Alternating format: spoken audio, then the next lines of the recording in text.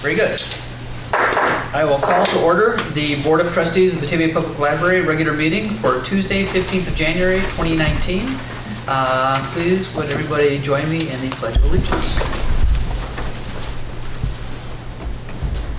I pledge allegiance to the flag of the United States of America and to the republic for which it stands, one nation, under God, indivisible, with liberty and justice for all.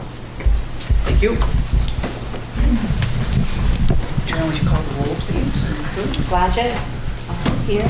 Kulata? Here. Beechman? Here. Garrett? Henders? Here. McKenzie? Here. Smith? Here. All right, do we have any comments from the audience? Seeing none. We have the consent agenda this evening. On it we have minutes from public hearing and regular hearing. We have the expenditure report and no action items on there. We need a roll call vote. I need a motion first to approve the consent agenda. Move to approve the consent agenda. Thanks, Mike. I'll second. Thank you. Roll call, please. Blodgett? Aye. Kulata? Aye. Beechman? Aye. Garrett? Henders? Aye. McKenzie? Aye. Smith? Aye. All right. Next, I need a motion to approve tonight's agenda. Second. Thank you. All those in favor? Aye. Any opposed? Okay. Item 7 is financial reports. Joe is out of the state right now, family situation, and I'll try to answer any questions you may have. Things are normal, and the bills are paid. That's good. No bill collected. Are we tracking?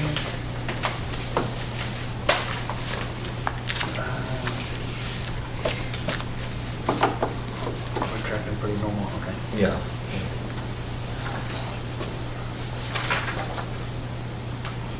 And he didn't have anything special he wanted me to announce. Okay. Does anybody have any questions for George on the budget, revenue expenditures, or our investment report? No, like you said, I thought it looked like it was tracking pretty normal. No questions. All right, thank you, everybody. President's report. I guess I should mention, as we were just talking about before the meeting started, the League of Women Voters on February 28th. I think the time is 7, but we'll have to check on, people should check on that. They have a forum for the contested elections in the city of Batavia. So municipal elections, library board, where we've got actually have 7 people on the ballot, which is great. Park district and school board, I don't know if any of those are, I know some of those are contested, but I'm not sure how many of them are. So they're putting together a forum for those elections, and we'll be inviting everybody in the public to come see those. And I suspect BATV will record those for viewing by everybody when they get the time. So hopefully, Where's it going to be held? I don't probably here, but I don't remember where they said. I don't know. Have they booked the space? Is it here or City It's not Hall? available the dates they wanted. Oh, it might be City Hall. Probably see. So I have to check on that. But so that's February 28th. That much I do know. So so that's a good opportunity to learn about the candidates for the upcoming municipal elections. All right, that's all I have. Do we have any good news or comments from the board? I just have one thing, and that was, if I can find it, it was, I think, the January issue of an ALA journal that had a little write-up about the referendum. Oh, I did not see that. That was good news. Yeah. Excellent. Okay. I'll have to look for that. It's always news when the library referendum passes. I don't know how to do it, but I had it with me.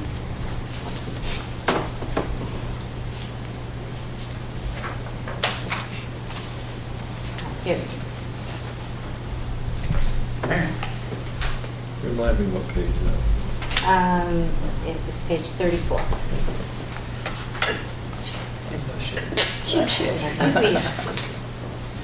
Okay.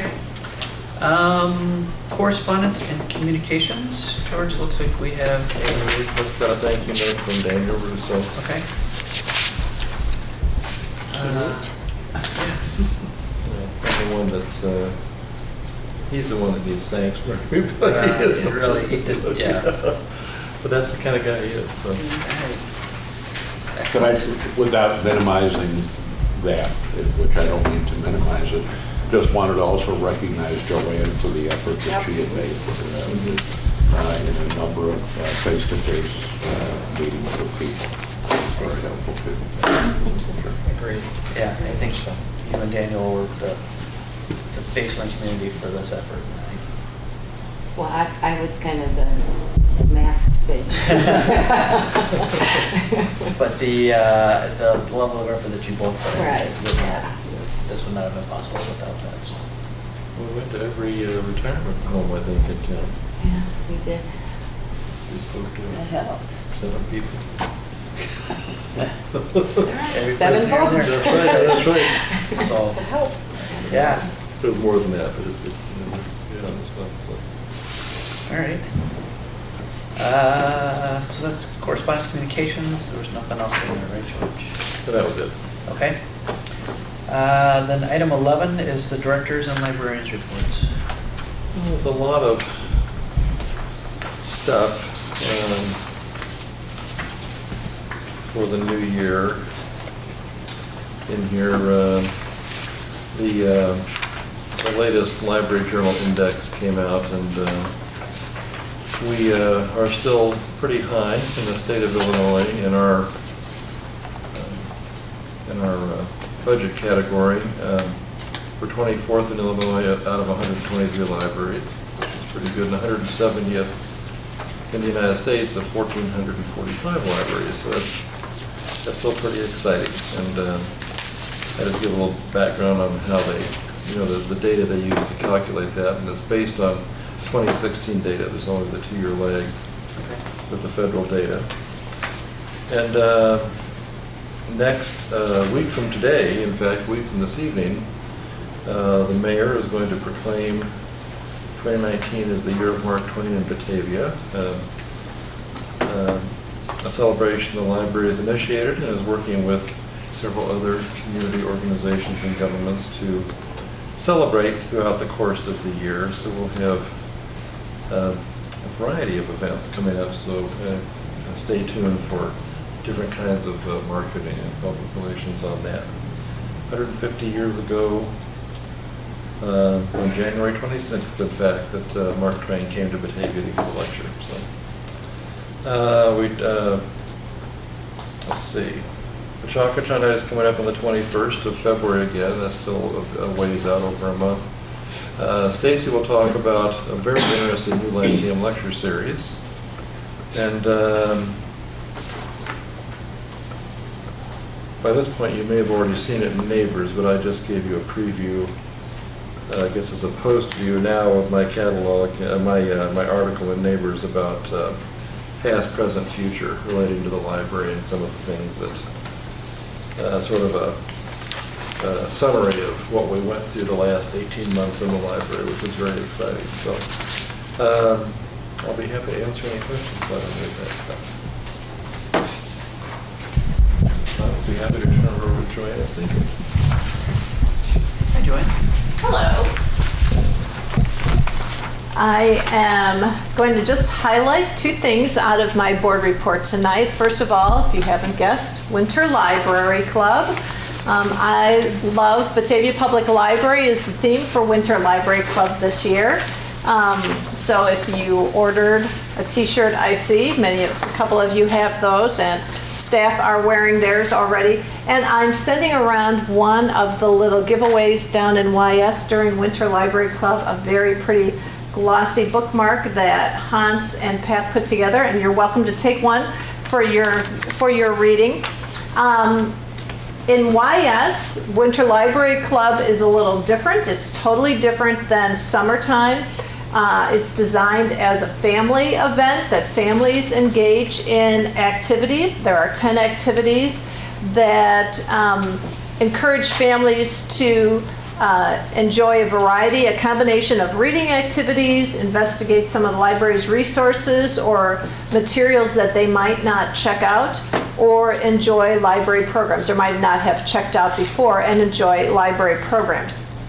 In YS, families with children infant through 8th grade are invited to participate, so they can stop by the desk anytime to pick up a logbook. We just started on Saturday and it goes through the end of February. Children earn small rewards along the way, squish balls, bookmarks, a variety of new book at the end of the program. And families also have chances to get into drawings for prizes. So a Batavia Opoly game is one of the prize options. Family bowling packages at Funway. DuPage Children's Museum family passes. So everything is family orientated. Family pass to the Morton Arboretum, Shed Aquarium tickets. A family pass to the recycled percussion coming up at the Batavia Fine Arts Center. And one of this year's favorite drawings is families can be in a drawing for it to be a VIP family, a library VIP. And what that would be is the family would get their own personal behind-the-scenes tour of the library, get some hands-on with how to check out books or how to check in books or use some of the equipment down in the Youth Services Department. And every member of the family will also receive their own I Heart Batavia Public Library t-shirt, kids and adult sizes available. So that's one of the fun things with this Winter Library Club theme is our little I Heart Batavia Public Library. I will announce that these shirts will be available for sale to the general public probably towards the end of January. So we'll be making these t-shirts available for individuals who need to have one of those shirts. As always, the Friends of the Batavia Public Library are our primary sponsor for Winter Library Club. They not only sponsor some of the rewards that we're handing out, they including the book that we hand out that children earn at the end of the program, and they get a coupon to go and get a free book at the Friends sale, but they also are our sponsor for our Science and Art Fair, which comes up at the end of the month. So we really appreciate their sponsorship for this. Speaking of Science and Art Fair, I'm also going to send around this little flyer, and I would invite you to take one and share it with someone you know, family, friends, neighbors. Our Science and Art Fair, and I believe this might be our 4th or 5th year for our Science and Art Fair, I think 4th. But it could already be 5. Jolene Baytek puts together a great program. It's an open house format from 11 till 2 p.m. on Saturday, January 26th. Hopefully it won't be a no snow day rather than a snow Saturday. And she brings a variety of groups in to do hands-on things for families. So some of the returning groups are the SciTech Museum, the NIU, Northern Illinois University STEM Outreach Program, and Water Street Studio. So those are 3 returning from last year, and 3 new ones this year are Hootenanny House, which is a new one for us because it's musical instruments, so children can investigate musical instruments and try their hand at those. Incredible Bats to learn about bats, and Dave Donasso's Traveling World of Reptiles. And Andrew, you might know them because I know he really makes the Boy Scout circuit. He's been to our Cub Scout meetings a couple times. He does a great job. And he's been here at the library a couple of times as well.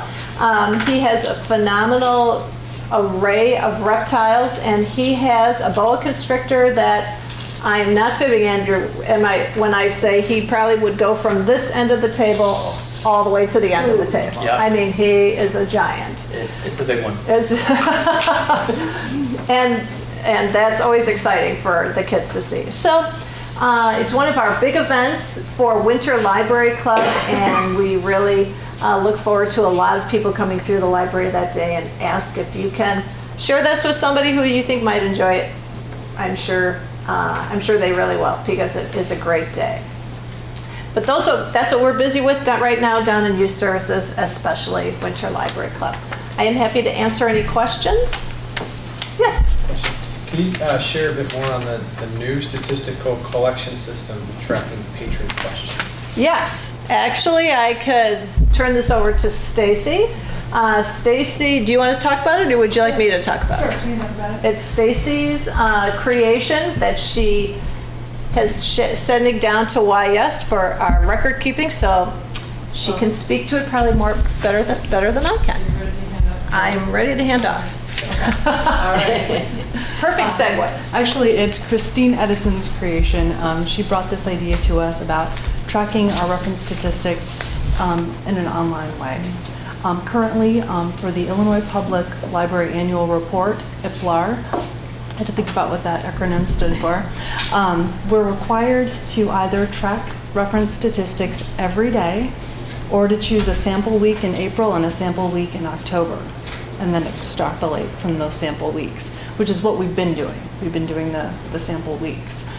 So what we've been doing in adult services, Christine put together a form for us in Google Forms, and we just go through and select the type of question. And we've actually been able to expand out much beyond what the state requires for our own use. So we're able to pull up data and see how our questions are tracking. And we're still refining this. And what we're doing right now, since the beginning of the year, we're trying to use it to track every question. And then with the new fiscal year, our hope is to roll this out for when we're counting the actual statistics for the fiscal year ahead. And by then we'll be up to speed. We'll have the form kind of ironed out and to our liking.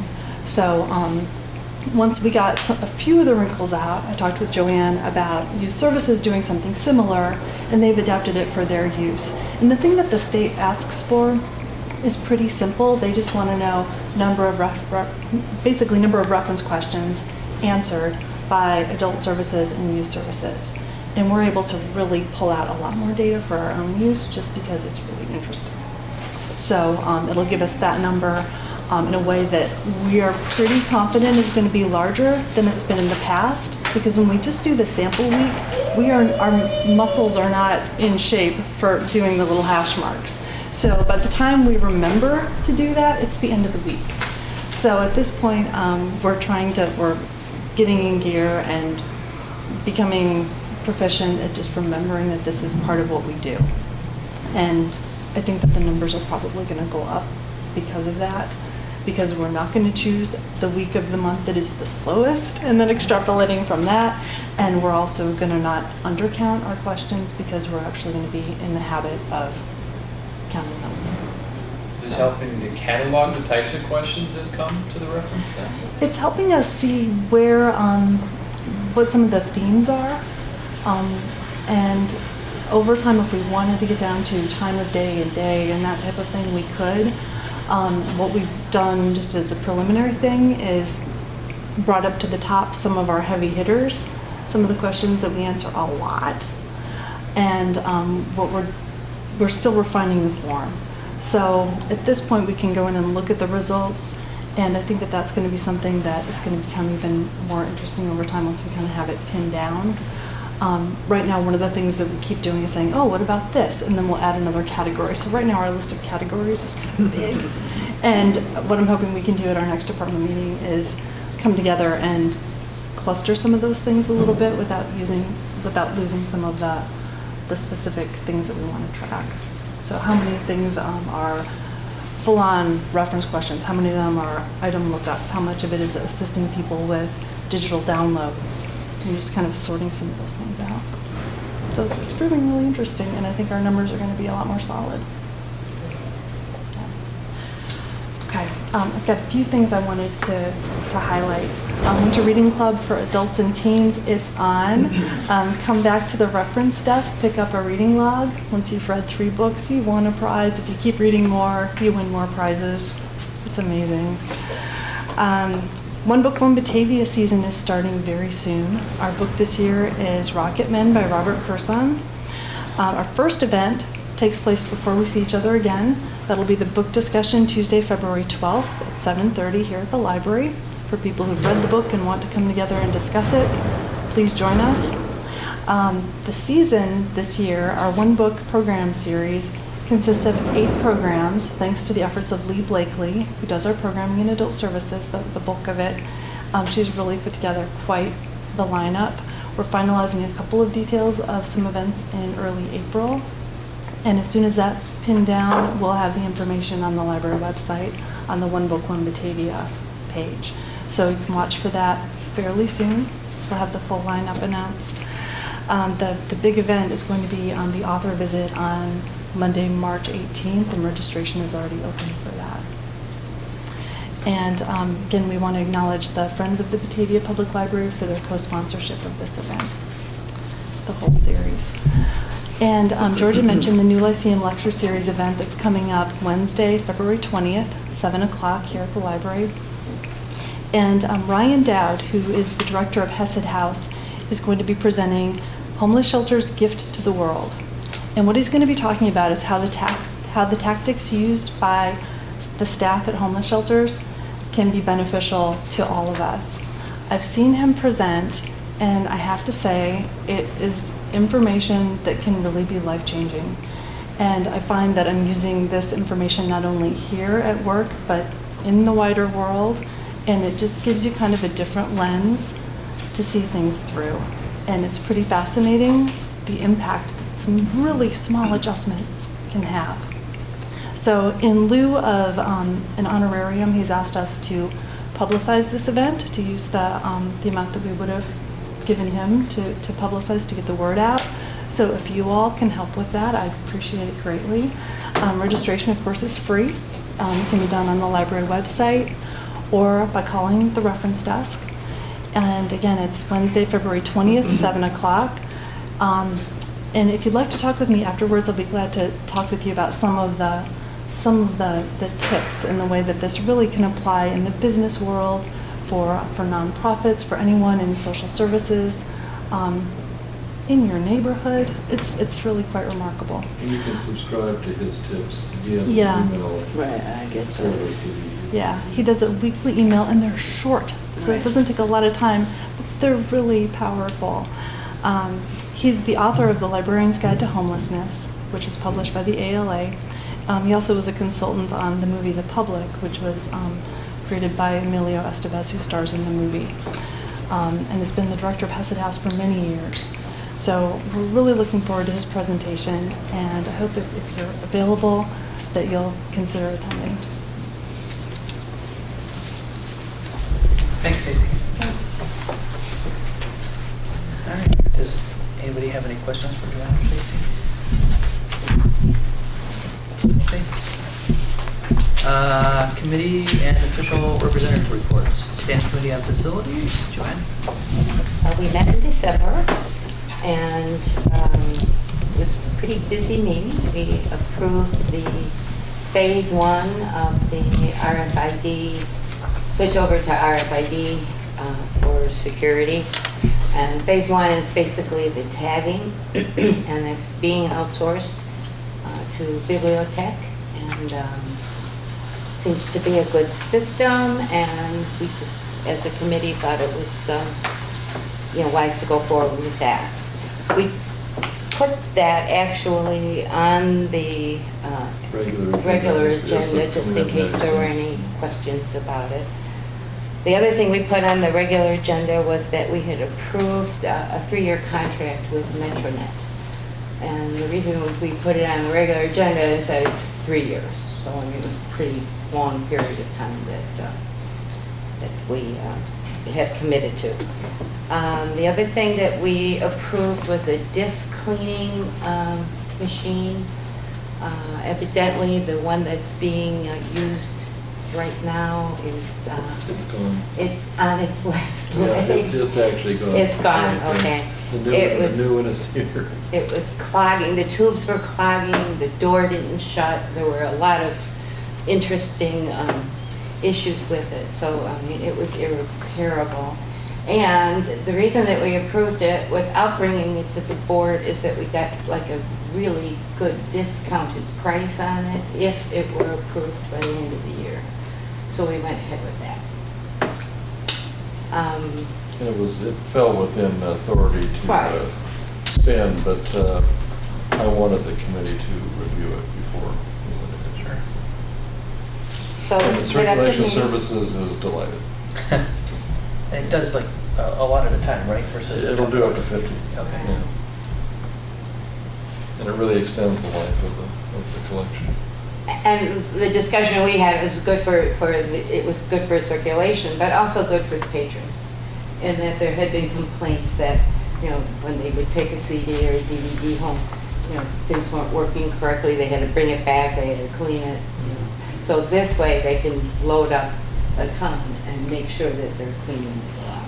So it was a win-win for everyone. Okay, excellent. Thank you. Mhm. Mr. Henders?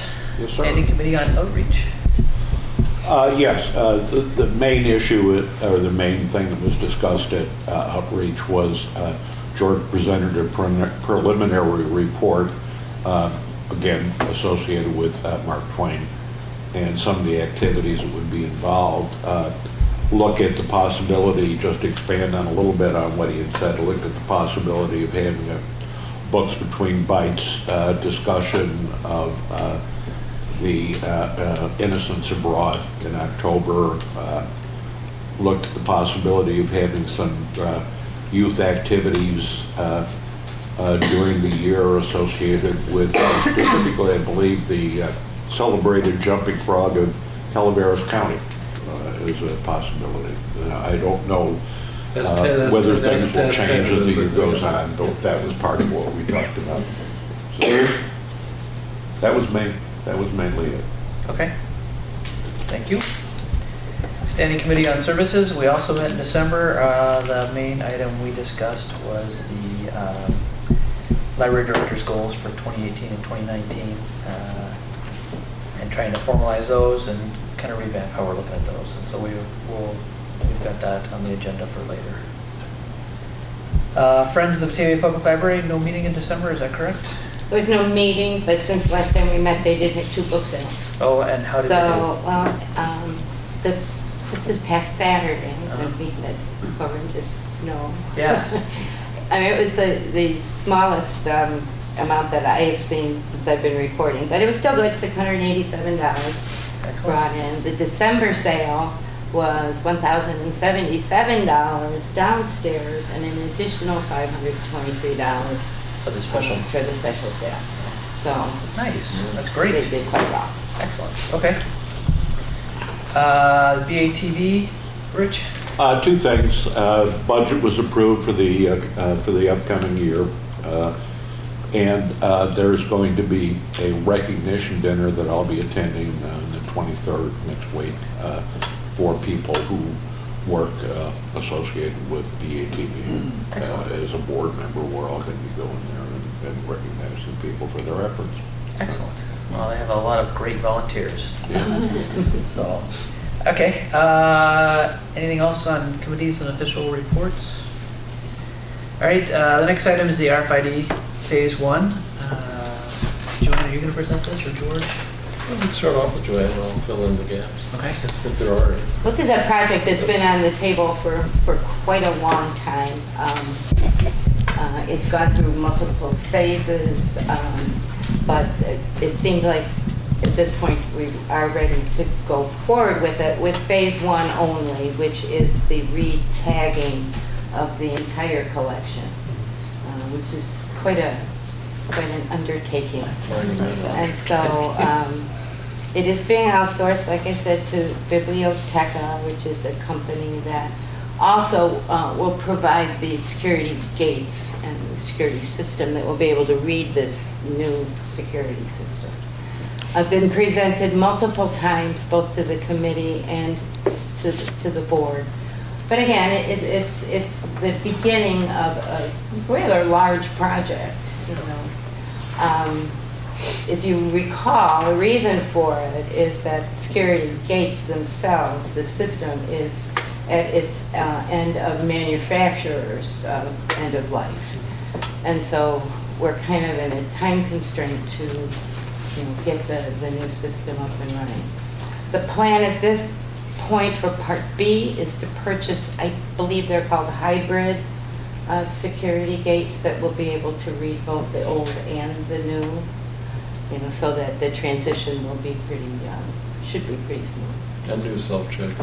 You self-check, right? Oh, Reed does, okay. And was, just remind me, this was part of like the capital asset plan, obviously, but was it part of this fiscal year's budget too? To like, we knew we postponed this because of Swan, right? If I remember Correct. correctly. Swan And was that's the- kind of why but was this part, were we anticipating doing that this year anyway? Yes. Okay. When all phases are complete, will there be a difference in the experience that library users have when they check things out, or is it going to be fairly comparable to what we have today from the user experience? It'll be slightly better, In what way? if I may. It'll be faster. The self-checks will have an improved unlocker system for our DVDs, which will make it a lot smoother because the darn thing jams more than it should, frankly. Also, we'll be offering the opportunity at the self-checks for people to pay any overdue fines or things like that, which will make it more efficient and speedy for people. And on our side, there's an increased inventory control, which will be very helpful for us. And in the long term, which will take phase 3, it will be further down the road because that requires some remodeling work and circulation. But that involves the automated materials handling system where when things are returned or processed by the staff, there's some sorting that goes on electronically using sort of a conveyor belt system, and that will actually, the patrons won't see a lot of that, but that will actually be an improvement and improve the way we process and efficiency and things like that. What's the tentative timeline for the start and completion of phase 1 and then for all 3 phases? Well, phase 1, once we have a signed contract tonight, we'll trigger that. And they're estimating 8 to 10 weeks, so probably 12 weeks from now, I would say, plus or minus. And then phase 2, our RFID team, Carrie Halter and Stephanie DeYoung, are reviewing some documents that we have compiled. In fact, documents I compiled from relating to specifications for the self-check units and the security gates and the staff equipment needed, the checkout desk and technical services. And we hope to bring that to the committee either in February or March, depending on the turnaround time from Biblioteca. So for board approval either in February or March. And with the idea that the delivery time for the equipment would be somewhat comparable to the conclusion of the tagging stage. So I would say,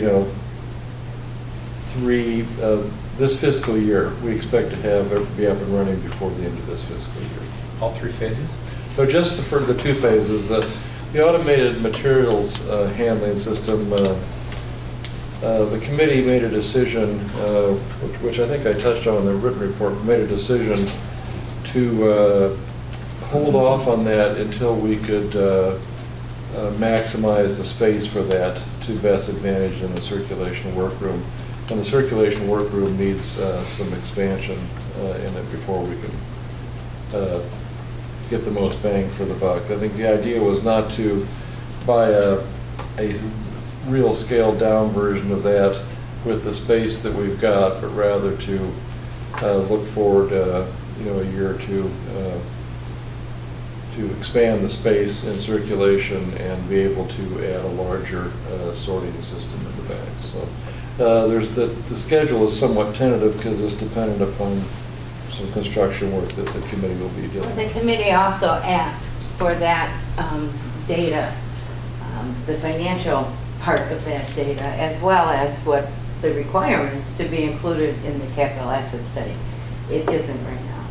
And so, until we have that kind of information at hand, really don't even know whether phase 3 It's gonna happen. will go forward. Okay. So this cost here is just for phase 1. Correct. That's just phase 1. And I don't know this, if we've already talked about this, but is this Biblioteca the only one who does these types of tagging, or do we go out to bid? How do we know that They're this really- cost is the right Oh, price? yeah, and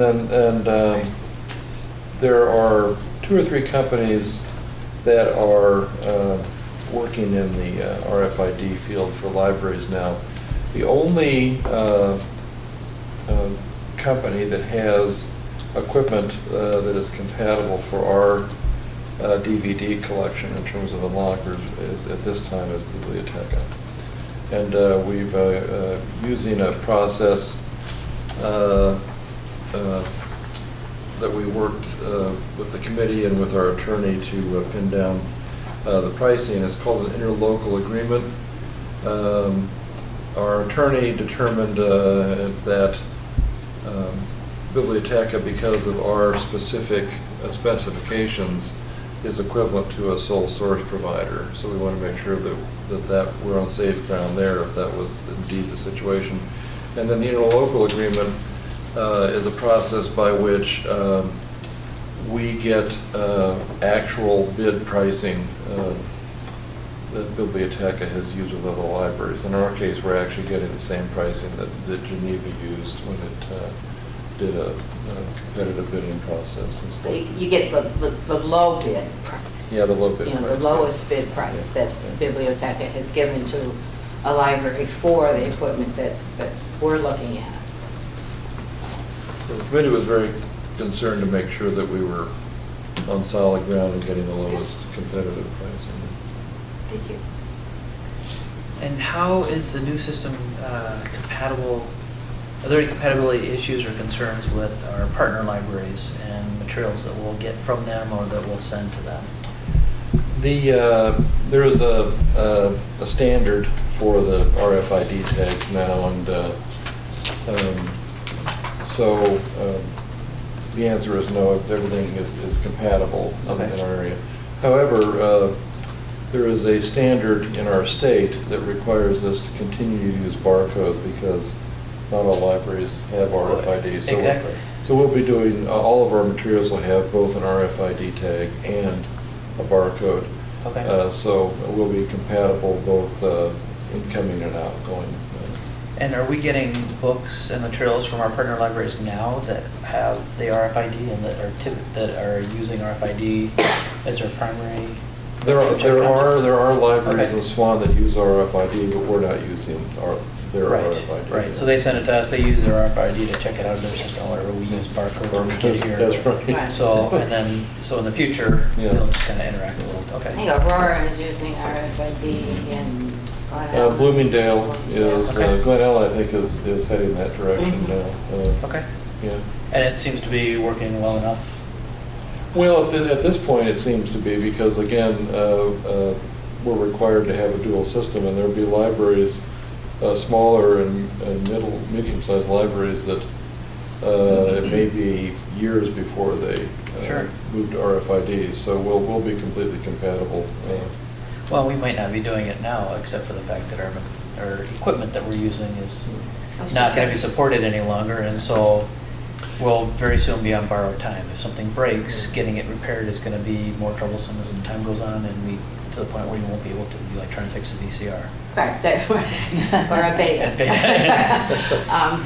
Yeah. That was the driver, Right. you know, behind this, was this, it was like a time constraint, really, when the manufacturer's end of life, we were facing. And so RFID, I mean, I did some research into that. It definitely is the technology that you want to go forward with in a library system. So it did make sense to consider, you know, Right. barcodes again and just find a different vendor.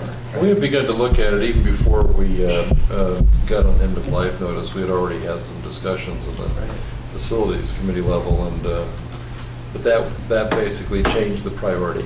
Sure. In the, we wanted to do it anyway, but that completely changed our priority on it. And the funds are available in the special reserve fund now even before we get the new revenue starting next year. Okay. And the accuracy, I think, was another thing that really impressed me with this system. I don't know if I'll be able to find the actual numbers, but it was like 1 in 1,000 items. You know, you might find might have to redo, the tag, so. Okay. And the system itself is guaranteed for 50 years. So Oh, the tags themselves. So, I mean, it seems like RFID is tried and true, tested technology. It's not new by any stretch of the imagination. It's new in libraries. And so, I mean, I think that the system will provide very, very good service for a long time. Okay. Wait, I'm Yeah, sorry. no, I was gonna know say, we any other beat this to questions? death, Go ahead. But you just said something that the special reserve fund has ample funds, so it's not part of the budget, What is? but we're but- taking but this is going to be used with special reserve. Right, because of the expense, our Where's, finance specialist, well, it's identified in the capital asset plan. The working budget actually is just the library fund primarily, so that we don't show an itemization in the special reserve fund, but the library board each year, as part of the budget and appropriation process, appropriates 100% of the funds so that in case of emergencies or in addition to the regular projects identified in the either technology plan or capital asset plan, if there's an emergency situation, we have appropriated the funds. right, but I wouldn't call this an emergency situation.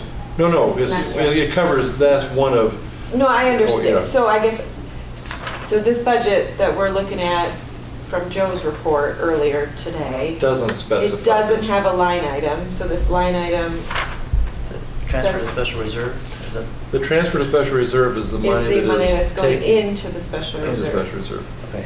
yeah. But there's a line for, I just lost it, I'm sorry, I'm going back and forth. It's like the parking lot was the same way. Automation maintenance, we budgeted 124,000, Right, that's Swan, that's Swan. yeah. So that's, I guess, my Parking question- lot was financed the same way. Yeah, through the special reserve, yeah, Right. and, okay.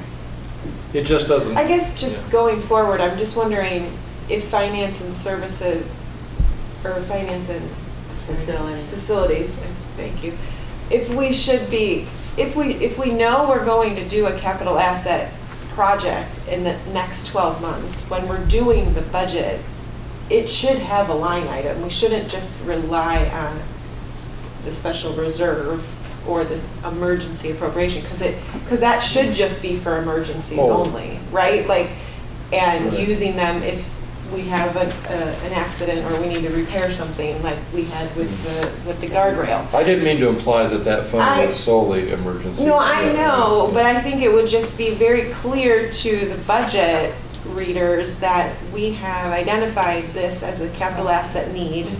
Well, I think And once we we're- get that capital asset Right. plan, Yes. like reevaluated, Yes. which, it's in the plans to do like every 3 years. So I think next year we'll Yes. be doing it again. Then yes, I mean, you'll be starting to look at year 4 or whatever it will be. And at we'll that say, which point. projects do Which we projects do do- this, we have, right. do we Right. do in the next 12 months and And put that in then, the like you budget? said, the budget people will be aware of that. Well, the board actually acted on that last year when we identified, there was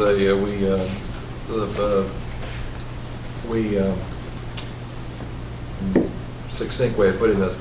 We took the capital asset plan, as it was presented, and we worked on the priorities and identified that we wanted to do the parking lot, and we also had identified RFID and the accounting software and a couple odds and ends like that.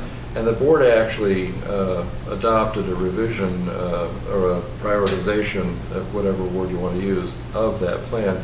It just shows in a in Where the does city. that show in this, like, where does those It does not show, it expenses? does not show in the working budget, it shows in the capital asset plan. So we can create, I can ask That's what I Joe to hear you create a saying, yeah. separate document. Well, the other thing that I asked for in the capital asset plan is an additional 2 columns to Yeah. be added. One specifying when a project is completed, the dollar amount to be recorded so that we can compare it against what was proposed, as well as a date for when it was completed. So possibly adding an additional column, a date for when we anticipate this project will be done. That will, Yeah, and then I think on the working budget, if we have line items around the changes or the actual outflows from the special reserve, so we know what we've used Right. those special That's reserve exactly. funds for. Report. Because right now, it looks like we're all according to budget, but we know we did the parking lot, we know we're gonna do this now, this fiscal year, it's really this budget here. It would be a separate document, actually. Right, yeah. and that's fine. Yeah, yeah. And that would be like the reconciliation of the beginning balance of the special reserve, parking lot withdrawals. I'd say a report just like that. Yes. For the special For the special reserve reserve. fund, where that What is we for the put library. into it to make sure that what we say we're transferring, yes. Right. That would be a good And that tracking we can document. talk to Joe about Right. too, Yeah, because I know. Planned and actual expenses like we have for the budget, just for the special reserve. Because Yes. We have big projects and it'd be nice to know that, Mhm. Yes. Especially More for the than next once a 5 year. years when we know we have Yes. big right. expenses coming our way. Thank you. right. And typically, like in the board report, we actually identify which fund we Sure. use. And in cases like when we did the nearly $1 million project a few years ago on the exterior pieces, we spelled out the amount of money available and what that would cost. So the data has been presented, but it hasn't been summarized in a Gotcha. separate report, which we can create. Yeah. Yeah. Okay, that makes sense, thank you. I think that's a really good idea. 'Cause I it's- just don't.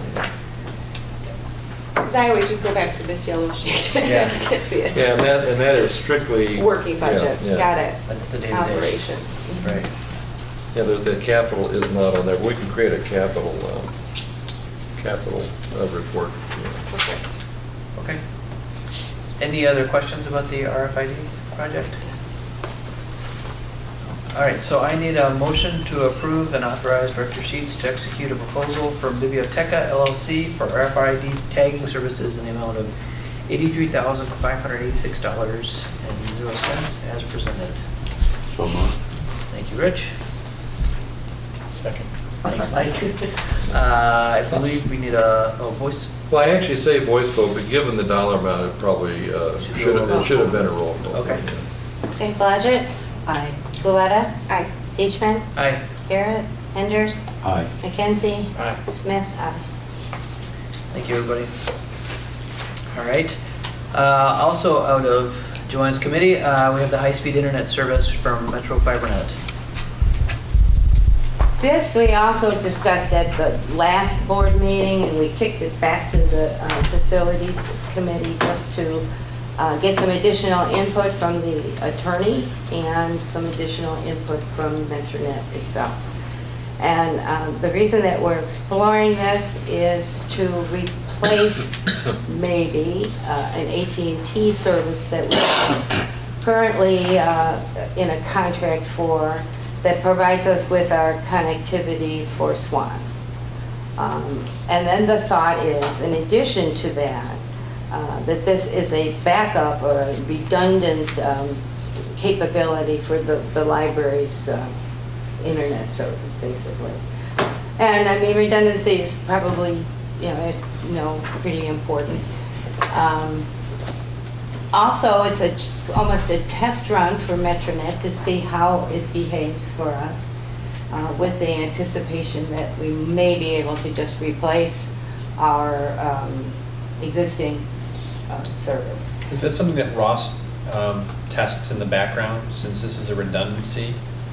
Yes. Okay. Yes, he does. He certainly checks the uplink and downlink speed capability. He keeps track of, downtime on the existing network. which we had actually last week. We had a block of time where Comcast business was down. And that was a driving force, because right now, Comcast can serve as a backup for the AT&T fiber line to Swan, but AT&T cannot serve as a backup for Comcast because the bandwidth is too small. And so once MetroNet goes live, our system will be set to actually go back and forth, so it's not running one all the time and then using one only as a backup. It'll actually flip back and forth to be constantly testing both. But if there is an outage like there was with Comcast last week, it would automatically flip over to MetroNet, and we probably wouldn't even know that it had happened until Ross told us. So, And MetroNet gives us a little bit better speed, both down link and uplink, for less monthly costs. So eventually it will be a savings for the library. Seemed like a reasonable thing to do. But one of the things that we were trying to accomplish with them was to get a 2-year contract instead of a 3-year contract. And they're, similar to Comcast, their policies are pretty much set in stone, so they were not willing to do that for us. Got 1 free month though, I see. We got 1 free month from them. So, they it's kind of they bumped up the downstream bandwidth by another 25 megabytes. Where? It was 125 in our original proposal, and they bumped it to 150. So I think they're trying to make us slightly happier than we were. I guess my only concern would be the 3-year contract with a new company that doesn't have the history that Comcast or AT&T does. Well, we checked on And the that. service providers, right? Right. They're an Indiana company, and they Right. have been in business, for a considerable amount of time. Oh, good. They're new in our area. Yeah. And so they're not I see. tested in our area. But people that personally I have talked to who have used them are extremely happy with them. They don't have the kinds of issues that sometimes have with The other ones? the other one. Trying to be judicious here. They're not a brand new company. Right, okay, good. And All so, right. all right. And they actually offer a full range of services that we wouldn't be taking advantage of, voice over internet protocol and things like that. We're simply in it for the bandwidth. So when Comcast went down, were patrons able to check out books? Yes, because our link to Swan is through a separate AT&T. AT&T. Okay. Yeah. This is So- mostly like internet use, So this is Wi-Fi and with staff computers, public computers, Wi-Fi. Okay. So it just went down for, I don't know, 15, 20 minutes, which is Annoying. but yeah. annoying, that's the word. Yeah. It's But not, had it been it's the other not way around? agreeable. Had it been the other way around, then patrons would not have been able to check out books? Comcast can serve as a backup to AT&T, like I mentioned, but AT&T is too small bandwidth to serve as a backup to our internet service. So. Okay. And the Catalog, redundancy, yes, but Although Swan has had some downtime, but it's been unconnected to our connectivity. It's been on their end. Okay. Occasionally they have issues, but not too many. and as libraries are more and more and more in the business of providing connectivity for its patrons, and patrons are more and more expecting service. Sure. When the system goes down, it would be, personally, I think, a problem for the library. So I'm in favor of a redundant system for that. Okay. Any other questions or comments for Joanne or George? All right, can I get then a motion to approve and authorize Director Sheets to execute a proposal for MetroNet Fiber LLC doing business as MetroNet for 3 years high-speed internet service in the amount of $4,896.50 based on $139.90 per month for 35 months and 1 free month of promotional offer as presented. So moved. Thanks, Mike. Second. Thanks, Rich. Do we need a voice, no, a roll call for this one? I think you can do a voice vote, whatever you. Okay, we can do a voice vote then. All in favor? Aye. Any opposed? Okay. All right, next is the closed session for employment, compensation, discipline, performance, dismissal of specific employees of the public body. I believe that's specifically what I wrote down, goals for the director. So I need a motion to go into closed session. Thank you. All those in favor? Aye. Oh, this does require. This is a roll call, I'm sorry. By statute. it Yes. requires- All right, roll call, please. Budget? Aye. Kulada? Aye. Deitchman? Aye. Garrett? Henders? Aye. McKenzie? Aye. Smith? Aye. Thank you, everybody. All right, so we will go to closed session.